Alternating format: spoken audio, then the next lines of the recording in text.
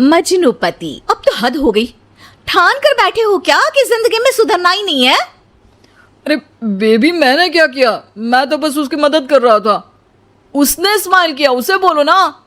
यार पत्नी हो मेरी, इतना भरोसा तो करो अपने पति पर। I love you baby. पति पर भरोसा है लेकिन उसके अंदर के मजनू पर नहीं है।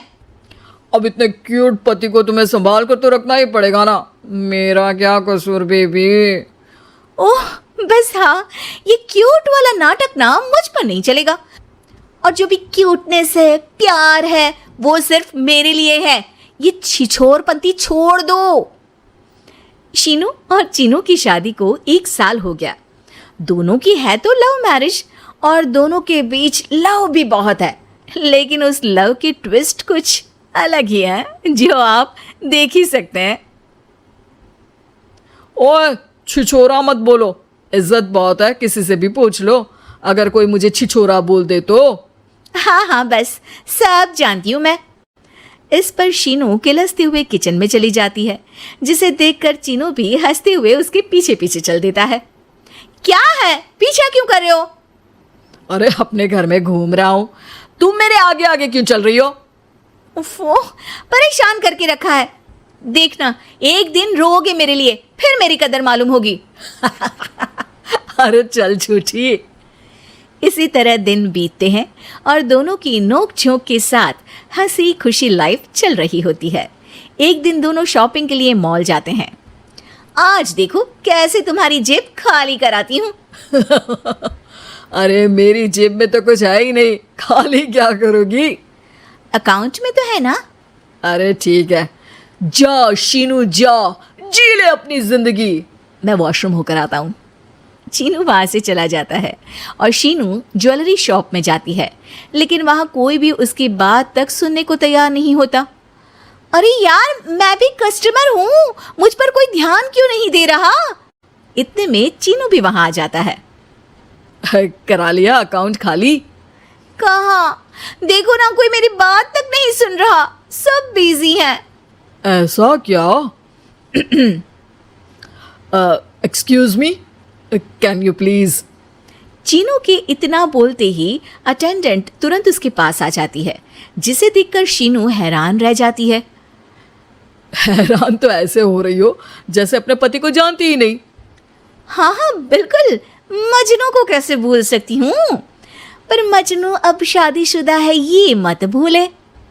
शीनू अपनी शॉपिंग कंटिन्यू करती है और कुछ देर बाद सारी शॉपिंग खत्म करके दोनों कॉफ़ी पीने जाते हैं, जहाँ चीनू को रिया मिलती है, जो मिलती ही चीनू को गले लगा लेती है। ओह हाय चीनू, कितने टाइम बाद देखे, आज भी बिल्कुल वैसे ही क्यूट हो, जिसे देखते ही दिल फिसल जाए। इस पर चीनू शीनू को देखकर तुरंत रिया को दूर करते हुए कहता है, अरे रिया, मीट माय वाइफ शीनू। और शीनू, ये रिया है, कॉलेज फ्रेंड। अच्छा शादी कर ली? ओके मैं चलती हूँ, बाय।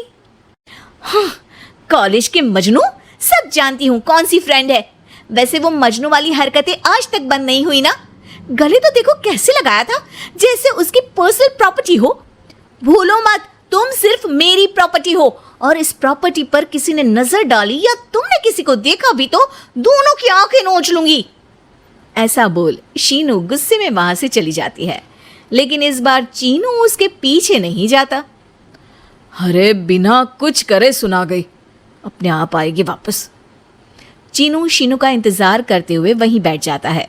इसी तरह कुछ घंटे बीत जाते हैं, लेकिन ना शीनू वापस आती है और ना ही उसका फोन आता है, जिस पर चीनू घर पहुंच जाता है, पर शीनू वहां भी नहीं होती।